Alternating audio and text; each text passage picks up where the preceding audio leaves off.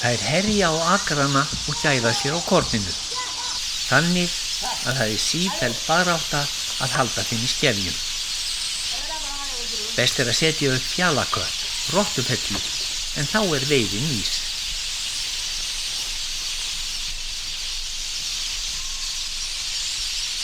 En hvað skyldi svo vera gert í veiðina?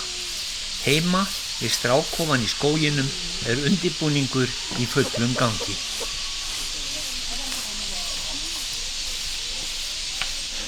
Nú þegar menn eru farin að hugsa hvað eigi helst að hafa í jólasteikina, þá er ekki úr vegi að líta á hvað menn hafa hér til hátíðabrigða suður í Afríku.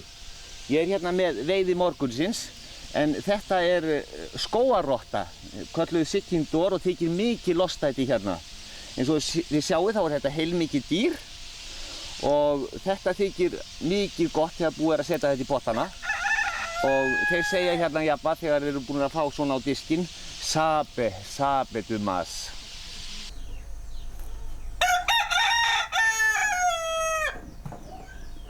Áður en lengra er haldið þarf að svíða hárin á bráðinni. En það er gert með því að velta henni yfir opnum eldi.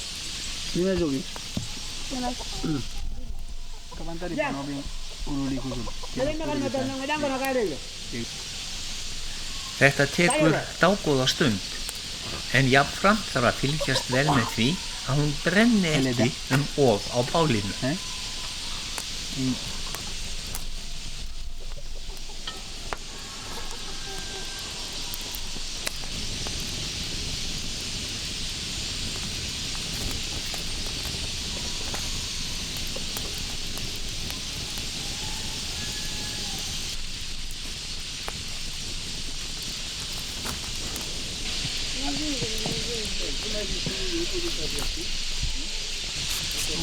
Af og til þarf að skafa skrokkin með hníf eða þangað til að hárin hafa öll verið fjarlægð.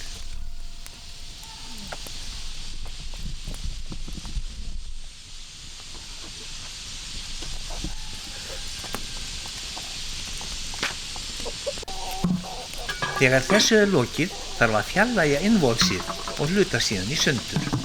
En bitunum er síðan komið fyrir á glóðinni, þar sem stráð er yfir þá dálitlu salti og þeir síðan steiktir í smá stund.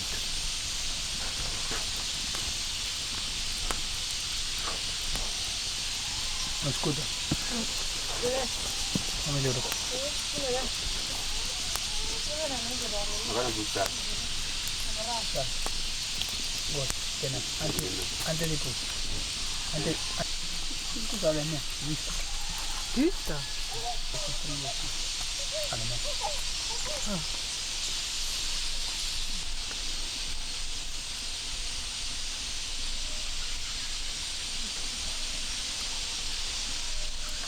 Jæja, þá er komið að hátíðarmatnum. Þetta er svona framhlutin af dýrinu. Nú er búið að steikja það hér á eldinum og þetta er bara ljómandi gott. Það þarf ekkert að kvarta yfir þessum jólamat. Þetta minnir nú pínlítið svona á þegar var verið að svíða sviðarhausana eftir sláturtíðinni í gamla daga. En ég er nú ekki viss að ég myndi sækja þessi dýr í skolpræðsinn í Reykjavík.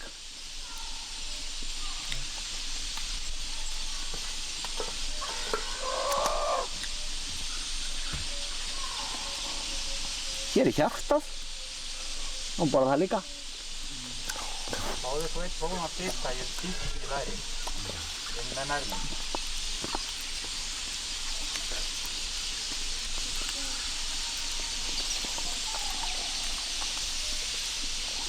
En eins og þið segja, sabe du mas.